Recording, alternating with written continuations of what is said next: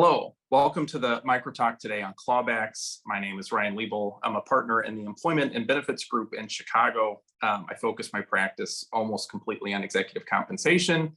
So today, clawbacks. And I want to lay a little bit of groundwork up front. Clawbacks is a very broad topic. I do want to be more specific. We're talking about clawbacks as enacted under Dodd-Frank and required for public companies. Private companies do often have clawbacks too.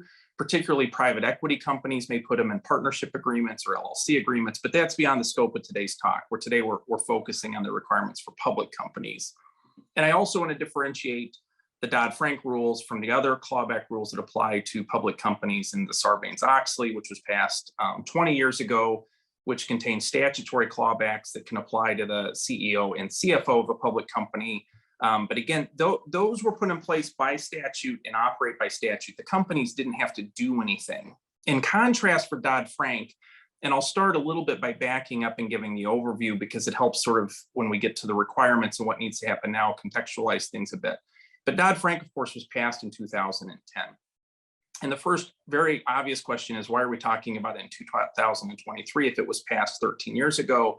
And the issue with Dodd-Frank is it's not effective by the statute. What Dodd-Frank put in place for clawbacks was a directive for the SEC to adopt a rule that would require the listing, the listing exchanges to adopt listing standards that would require listed companies to adopt a clawback policy.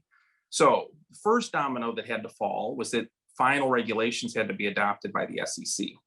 Proposed regulations were put out in 2015, and then nothing happened. The proposed rules sat as proposed rules for years and years. And then finally last fall, it became, over the last year or two, it became a priority again. And the SEC published final rules in the fall of 2022. Then the listing, NASDAQ and New York Stock Exchange proposed rules in February. They finalized those rules in June. And now that we have final listing standards, public companies have until December 1st is now the absolute deadline to have a compliant policy enacted for each listed company. The consequence of not having one, it would be delisting or not being in compliance with the listing standards. So that's the brief history. And again, the one key contrast here with Sarbanes-Oxley, which contained the clawback rule itself in the statute, is here it's a directive. It is required, but it's a listing standard requirement. So the company has to adopt a policy, and then the company has to give thought to how to make the policy operative and effective with their own employees. So up front, I want to talk about the concept of the Dodd-Frank rules and what the goal is. And the goal overall is for public companies that pay compensation based on financial measures. If that company has to later do a restatement, and it later shows that those financial measures were incorrect. So the final rule now includes both a big R restatement or a little r restatement for the accountants listening. That distinction is relevant, but let's think broadly. If there's a restatement and it turns out that the financial measure upon which that compensation was based, so whether it's the amount granted, the amount that became vested, or the amount that ultimately was paid, if it's incorrect, the rule requires that the compensation, the amount that should have been paid, be recalculated based on the corrected calculation of the financial measure or the restatement. And any amount that was erroneously paid is subject to clawbacks or repayment or a reduction if it hasn't been paid yet. And that's the key overall part of the policy. A couple other key points is it's non-discretionary. So if this happens, if a public company has a restatement, then they have to perform this math. And for any compensation subject to the policy, it is a mandatory clawback. The compensation committee has to pursue it. There's three very limited exceptions to that may apply in certain situations, but overall, it's generally mandatory that the clawback be pursued.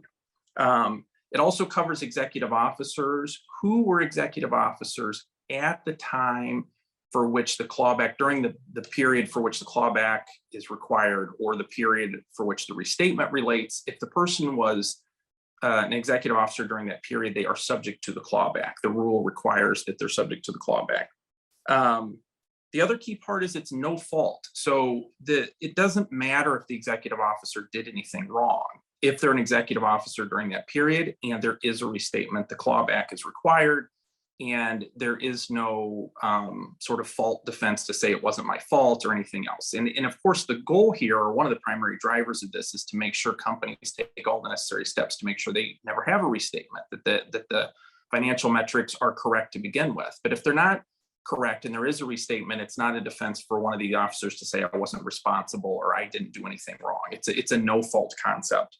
And then the other key point, I think, at a high level is the point, or one of the drivers behind this, or goals, is to put the company back in the position it should have been in had the financial metric been done correctly to begin with.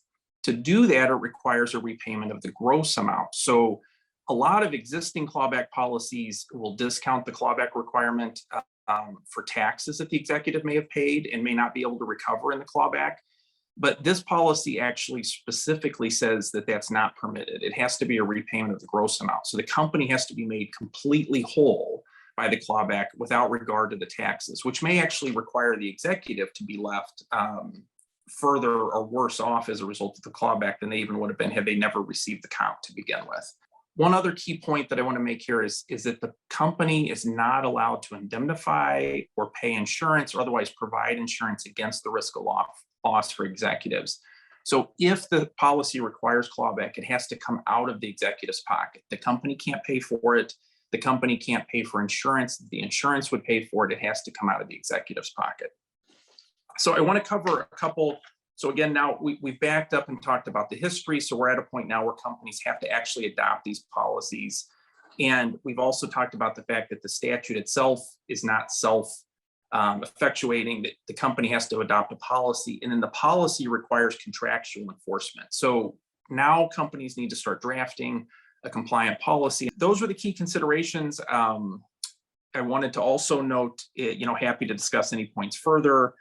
And then I want to recommend anyone listening, one, thanks for joining. Hopefully this has been helpful. Again, a conversation on clawbacks for public companies as put in effect by Dodd-Frank. Want to recommend as well, if you want to learn more about this or any other topics, that you visit our free writings and perspectives blog, where other microtalks like this one are contained, and other brief writings on topics similar to the one today. Thanks for joining.